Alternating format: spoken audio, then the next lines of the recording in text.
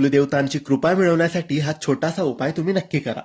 अमावस्याच्या दिवशी, पौर्णिमा, मंगळवार, शुक्रवार किंवा कोणत्याही शुभ दिवशी महिन्यातून फक्त एकदा हा उपाय तुम्हाला करायचा आहे.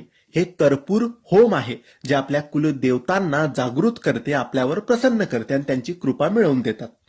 कोणत्याही शुभ दिवशी, अमावस्या, पौर्णिमा कुठेही, तर तुम्ही महिन्यातून एकदा हा उपाय देवघरासमोर बसून करायचा आहे. याच्यासाठी 2 गोष्टी लागतील, एक तर कापूर आणि एक पूजेचे नारळ. पूजेचे नारळ व्यवस्थित सोलून घ्यायचं, शेंडी राहू द्यायची. शेंडी देवतांकडे, कुलदेवी किंवा कुलदेवताकडे करायची आणि ताटात किंवा ताम्हणात नारळ ठेवायचं. त्यावर एक कापुराची वडी ठेवून पेटवायची.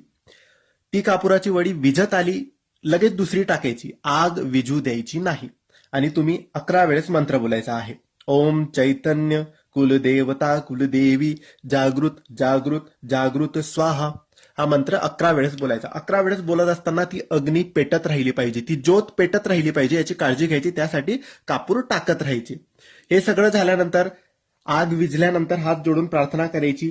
माझ्याकडून, माझ्या परिवाराकडून, माझ्या पूर्वजांकडून तुमच्या सेवेत काही चूक झाली असेल, काही राहिले असेल तर आम्हा सर्वांना क्षमा करा. आम्हाला प्रगती आणि उन्नतीच्या मार्गावर घेऊन जा, ही प्रार्थना करायची आहे.